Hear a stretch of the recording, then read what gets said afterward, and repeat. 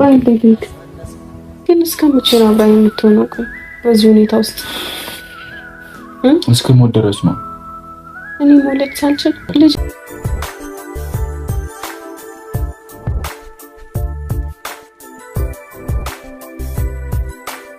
ዛሬ ማን ነው ርዕሱን አይቶ አካላቱ እንደው በድንጋጤ ምን ልበላችሁ ቤተሰብ እየምር ሀይሚ ዛሬ ይዘው የመጣችው ነገር በፍጹም ለፕራንክም ቢሆን እንዴት ነው አለ አይደለ? እንደዚህ ማለት ከባድ ነው ማለት በህይወት ላይ ማማረት ነውና የፈለገ ነገር ቢሆን ብሩክም ሆነ ማንም ሰው ሆነ የትኛውም ሰው በምድር ሲኖር ከሚፈልገው ነገር አንዱ ልጅ ነውና ሀይሚ እንግዲህ ዛሬ ብሩክን ሐኪም ቤት ነው ሄጄ ከዚህ በኋላ ልጅ መውለድ አትችይም ተብያለሁ ብላ ፕራንክ አድርጋ አስደንግጠዋለች። አይደለም እንኳን ቡራ እኔ ርዕሱን አይቼ የምሬን በጣም ነው የደነገጥኩት። ማለት እሷም እንግዲህ ትንሽ አሟት ሐኪም ቤት ዳ ስለነበረ በቃ የተያያዘ ነገር ነውና እሷ ደግሞ እንግዲህ ያው ይሄንን ምክንያት አድርጋ ነው ቪዲዮ ልሰራበት የቻለችውና ወይም ደግሞ ቡራ ምን ያህል ይወደኛል ልጅም ባልወልድለት በሚለው ብሩክን እንግዲህ የሚለውን ለመስማት ነው ይሄን ነገር ያደረገችው። ቢሆንም ግን እንደኔ እንኳን አይባልም የምር በህይወት ላይ እንደዚህ ማማረት ገና በፍቅር ደረጃ ያላችሁ ገና ትንሽ ናችሁና ሀይሚዬ እንደዚህ አይባልም። ለማንኛውም አንቺ በጤናሽ በኩል ጨርሶ ይማረሽ እያልኩኝ መጥቻለሁ። ቤተሰብ ሰላም እንዴት ናችኋለን? ሰላማችሁ ይብዛ በያላችሁበት እያልኩኝ እውነት ለመናገር ለማውራት ራሱ ይከብዳልና ቡራ በስማ በጣም ነው የከፈው፣ በጣም ነው የደነገጠው። እንኳን ቡራ ማለት ነው እኔ ርዕሱን አይቼ በቃ የሆነ ነገር እንኳን እንዳያልፈ ብዬ አሳልፌ አይቼ ነው የተመለስኩትና ከዚያ በኋላ ነው ቪዲዮአቸውን በደንብ የሰማሁት። ምክንያቱም ከነሱ ብዙ ነገር ይጠበቃል። ይሄ ደግሞ የፈጣሪ እንዴት ነው አለ አይደል ከፈጣሪ ጋር መጻረር ስለሆነ ምንም የሰይጣን ጆሮ አይስማ በሚለው እንኳን ብንዘው እንዲህ አይነት ነገር ከነ ሀይሚ ወይም ከቡራ መስማት ስለሚከብድ ሀይሚዬ አያኔ እንጃ አይባልም በቃ እንደማይባል ደግሞ የጀሮ እንዴት ነው የሰይጣን ጀሮ በቃ አይስማ አይደፈን የሚለውን እሷ ብለዋለች። ግን ቢሆንም የፈለገ ቪዲዮ መስራት ብትፈልጊ በእንደዚህ አይነት ነገር አይቀለድም፣ ፕራንክ አይደረግም። እና ብሩክ ደግሞ ትናንትና ልጅ እስከምትወልጅልኝ ምንም ነገር እንዳትወይ ብሏት ነበርና ከወለድኩ በኋላስ በሚለውም ምንም አትሆኝ ብሏት ነበረ። ግን ዛሬ ራሱ እኔ መውለድ አልችልም፣ ስለዚህ መውለድም ከማትችል ልጅ ጋር ምን ታደርጋለህ? ምንድነው የምታደርግ? የትኛውን ውሳኔ ብትወስንም እቀበልሃለሁ ነው ያለችው። ያ ማለት እንላይ ብትለኝም ችግር የለም ሬዲ ነኝ ያኔ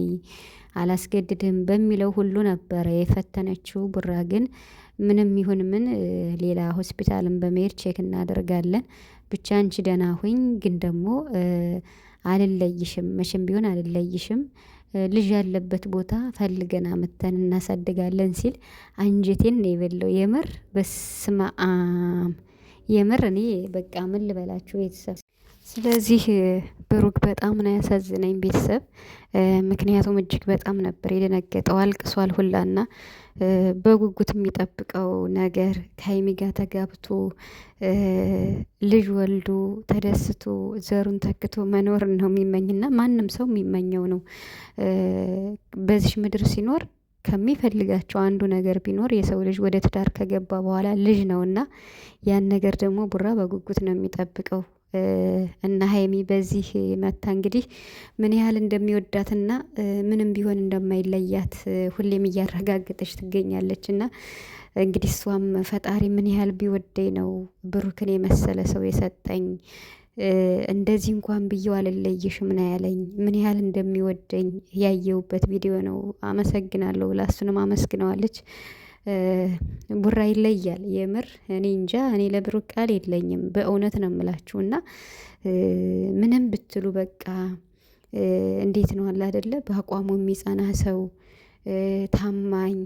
አሁን እንግዲህ ይሄ ታማኝነትን ነው የሚያስመሰክር። ምንም ቢሆን እንኳን ከጎንሽ ነኝ፣ መቼም አልተውሽም፣ መቼም አልለይሽም በሚለው አቋሙ ነውና አንዳንድ ሰዎች ከተጋቡ በኋላ እንደዚህ አይነት ነገር ሲከሰት ጥሎ የመሄድ ነገር አለ። በጣም ትልቁ ነገር ደግሞ የብዙ ትዳር እየፈረሰ ያለውን በዚህ ምክንያት ነው። ባለፈውም አይታችኋል እና ይሄ ጥያቄ ቀርቦላቸው ነበረ። ልጅ ከአንዳችሁ ከሁለታችሁ አንዳችሁ ልጅ መውለድ ባትችሉ የሚለው ጥያቄ ካሜራማኑ ነው ወይም ከእንትኑ ከኦዲየንስ ተጠይቆ ነበር። ከኦዲየንስ ነው የተጠየቀው ይመስለኛል። እና ብቻ ከባድ ነው፣ በጣም ከባድ ነው። አዎ ካሜራማኑ ነው የጠየቃቸው። ስለዚህ ብሩክ ማለት እንግዲህ በቃ አለ አይደለ፣ እስከ መቼ ነው አብረኸኝ መኖር የምትፈልገው ስትለው እስከምሞት ድረስ ነው ያላት። አስባችሁታል? በቃ እስከምሞት ድረስ እኔ አንቺን አልለይም፣ አንቺ የኔ ነሽ እኔም ያንቺ ነኝ ብሎ ራሱን አሳልፎ ከሰጠ ቆይቷል ማለት ነው። እና በጣም ነው ያሳዘነኝ እግዚአብሔርን። እኔ ርዕሱን ሳይ በቃ በጣም ነው የደነገጥኩት። እና በስመ አብ በቃ እንዴት ነው የሆነ ነገር ስትሰሙ ውርር የሚላችሁ ነገር አለ። ደግሞ ትናንትና ሆስፒታል ምዳ ስለነበር ለዛሬም እሄዳለሁ ብላ ነው ስለነበረ አላት ቀጠሮ ስላለ ቡራ እንዲሁ ስትሄድ ምን ብሏት ነው ዶክተሩ ምናምን በሚለው ብቻ ግን ሀይሚ ቡራን ብቻ ሳይበን እንዳለ የጨረቃን ፋሚሊ ነው ያስደነገጥሽውና እንግዲህ የሰይጣን ጆሮ ይደፈን በሚለው ለቀልድም ቢሆን ደግሞ እንዲህ አይነት ነገር ልብን የሚሰብር ፕራንክ ማድረግ አለብሽ ብዬ አላስብም። ቡራ እንደሚወድሽ ለማወቅ ቢባል እንኳን እጅግ በጣም ነው የሚወድሽ፣ በጣም ከሚባለው በላይ እዩት። የምር በጣም በቃ በጣም የቡራ ፍቅር እንዴት እየጨመረ እየመጣ እንደሆነ እዩት። በሚሰሩት ቪዲዮ በትክክል የምታዩት ከሆነ በጣም በጣም ሞርዛን አሁን ከሀይሚ በላይ ያለው ስሜት ለሀይሚዬ በጣም ይለያል ማለት ነው። እና ስለዚህ ጨረቃዎች ፈጣሪ ከክፉ ነገር ይጠብቃችሁ፣ አይለያችሁ። እንደዚህ አይነት ፕራንክ ደግሞ ሀይሚዬ ይቅር በቃ የምር ከሚባለው በላይ ማለት ነው። ስለዚህ ቡራችን አይዞህ፣ አንተ ሁሌም የፍቅር ተምሳሌት ነህና የምር ማለት ነው። በቃ ለሀይሚ ያለው ፍቅር፣ ለሀይሚ ያለው ታማኝነት ሁሌም በምታረጋቸው ነገሮች፣ በምትፈትነው ነገሮች በጣም ነው የሚያልፈው ፈተናውን የምር ማለት ነው።